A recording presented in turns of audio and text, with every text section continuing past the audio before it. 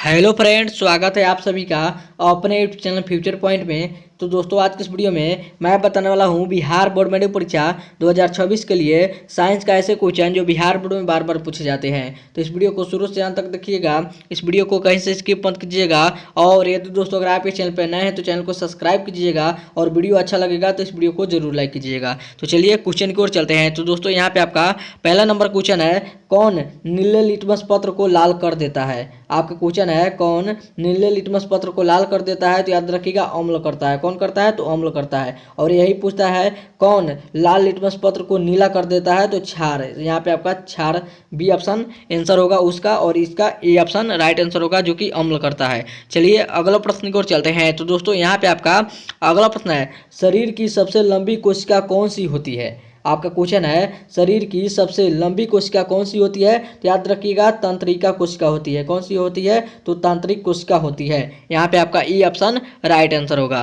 चलिए आगे चलते हैं अगला प्रश्न को। तो दोस्तों यहाँ पे आपका अगला प्रश्न है, सर्च लाइट का परावर्तक सतह होता है। तो बताइए कैसा होता है। आपका क्वेश्चन है, सर्च लाइट का परावर्तक सतह कैसा होता है। तो याद रखिएगा, अवतल होता है। कैसा होता है? तो अवतल होता है। यहाँ पे आपका सी ऑप्शन राइट आंसर होगा। चलिए आगे चलते हैं अगला प्रश्न को। तो दोस्तों यहाँ पे आपका अगला प्रश्न है, कौन लाल लिटमस पत्र को नीला कर देता है। आगे क्वेश्चन आपका क्वेश्चन है, कौन लाल लिटमस पत्र को नीला कर देता है। तो याद रखिएगा, क्षार करता है। कौन करता है? तो क्षार करता है। यहाँ पे आपका ई ऑप्शन राइट आंसर होगा। चलिए आगे चलते हैं अगला प्रश्न को। तो दोस्तों यहाँ पे आपका अगला प्रश्न है, अम्ल का जलीय विलयन किसका सुचालक होता है। आपका क्वेश्चन है, अम्ल का जलीय विलयन किसका सुचालक होता है। बताइए कमेंट करके किसका सुचालक होता है। तो याद रखिएगा, विद्युत का सुचालक होता है। किसका सुचालक होता है? तो विद्युत का सुचालक होता है। यहाँ पे आपका ई ऑप्शन राइट आंसर होगा। चलिए आगे चलते हैं अगला प्रश्न को। तो दोस्तों यहाँ पे आपका अगला प्रश्न है, समतल दर्पण में प्रतिबिंब की प्रकृति क्या होती है। आपका क्वेश्चन है, समतल दर्पण में प्रतिबिंब की प्रकृति क्या होती है। बताइए कमेंट करके क्या होती है। तो याद रखिएगा, क्या होती है? तो आभासी तथा बराबर होती है। क्या होती है? तो आभासी तथा बराबर होती है। यहाँ पे आपका डी ऑप्शन राइट आंसर होगा। चलिए आगे चलते हैं अगला प्रश्न को। तो दोस्तों यहाँ पे आपका अगला प्रश्न है, ताजे दूध का पीएच मान कितना होता है। आपका क्वेश्चन है, ताजे दूध का पीएच मान कितना होता है। तो याद रखिएगा, 6 होता है। कितना होता है? तो 6 होता है। यहाँ पे आपका सी ऑप्शन राइट आंसर होगा। चलिए आगे चलते हैं अगला प्रश्न को। तो दोस्तों यहाँ पे आपका अगला प्रश्न है, निम्नांकित में कौन मानव शुक्राणु में गुणसूत्र की संख्या को दर्शाता है। आपका क्वेश्चन है, निम्नांकित में कौन मानव शुक्राणु में गुणसूत्र की संख्या को दर्शाता है। तो याद रखिएगा, यहाँ पे संख्या पूछ रहा है तो संख्या में पूछेगा तो यहाँ पे आपका 46 होगा। कितना होगा? तो 46 होगा। और जोड़ी में पूछेगा तो यहाँ पे 23 होगा। साथ में इसको भी याद रखना है। बाकी ये भी क्वेश्चन बहुत ज़्यादा इंपॉर्टेंट है बोर्ड एग्जाम 2026 के लिए। आगे बढ़ते हैं अगला प्रश्न को। तो दोस्तों यहाँ पे आपका अगला प्रश्न है, शुद्ध जल का पीएच मान कितना होता है। आपका क्वेश्चन है, शुद्ध जल का पीएच मान कितना होता है। तो याद रखिएगा, कितना होता है? तो 7 होता है। यहाँ पे आपका 7 ए ऑप्शन राइट आंसर होगा। याद रखिएगा, ये भी क्वेश्चन इंपॉर्टेंट है बोर्ड एग्जाम 2026 के लिए। आगे बढ़ते हैं अगला प्रश्न को। तो दोस्तों यहाँ पे आपका अगला प्रश्न है, एक उत्तल दर्पण में बना प्रतिबिंब हमेशा होगा। तो बताइए कैसा होगा।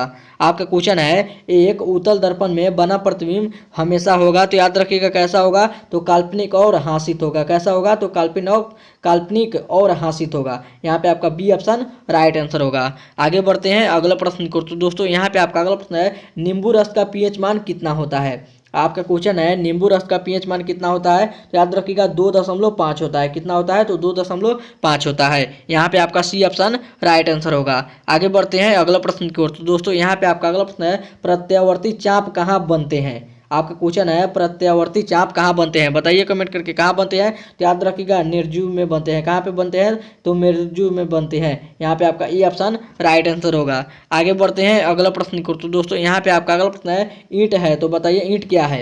आपका क्वेश्चन है, ईंट क्या है। तो याद रखिएगा, अपारदर्शी है। क्या है? तो अपारदर्शी पदार्थ है। यहाँ पे आपका सी ऑप्शन राइट आंसर होगा। आगे बढ़ते हैं अगला प्रश्न को। तो दोस्तों यहाँ पे आपका अगला प्रश्न है, अम्लीय वर्षा का पीएच मान कितना होता है। आपका क्वेश्चन है, अम्लीय वर्षा का पीएच मान कितना होता है। तो याद रखिएगा, 5.6 होता है। कितना होता है? तो 5.6 होता है। यहाँ पे आपका सी ऑप्शन राइट आंसर होगा। चलिए आगे चलते हैं अगला प्रश्न को। तो दोस्तों यहाँ पे आपका अगला प्रश्न है, संयुग्मी फोकस संभव है केवल। आपका क्वेश्चन है संयुग्मी फोकस संभव है केवल, बताइए कमेंट करके इसका आंसर क्या होगा। तो याद रखिएगा समतल दर्पण में। यहाँ पे आपका संयुग्मी फोकस संभव है केवल, तो समतल दर्पण में है। क्या में है? तो संभव है समतल दर्पण में। यहाँ पे आपका सी ऑप्शन राइट आंसर होगा। आगे बढ़ते हैं अगला प्रश्न को। तो दोस्तों यहाँ पे आपका अगला प्रश्न है रक्त का पीएच मान कितना होता है। आपका क्वेश्चन है रक्त का पीएच मान कितना होता है। तो याद रखिएगा 7.4 होता है। कितना होता है? तो 7.4 होता है। यहाँ पे आपका ई ऑप्शन राइट आंसर होगा। आगे बढ़ते हैं अगला प्रश्न को। तो दोस्तों यहाँ पे आपका अगला प्रश्न है प्रकाश संश्लेषण द्वारा किसकी प्राप्ति होती है। बताइए कमेंट करके। आपका क्वेश्चन है प्रकाश संश्लेषण द्वारा किसकी प्राप्ति होती है। तो याद रखिएगा ग्लूकोज की प्राप्ति होती है। किसकी प्राप्ति होती है? तो ग्लूकोज की प्राप्ति होती है। यहाँ पे आपका सी ऑप्शन राइट आंसर होगा। आगे बढ़ते हैं अगला प्रश्न को। तो दोस्तों यहाँ पे आपका अगला प्रश्न है एक आपका क्वेश्चन है एक उत्तल दर्पण को फोकस दूरी 20 सेंटीमीटर है, उसकी वक्रता त्रिज्या होगी, तो बताइए क्या होगी।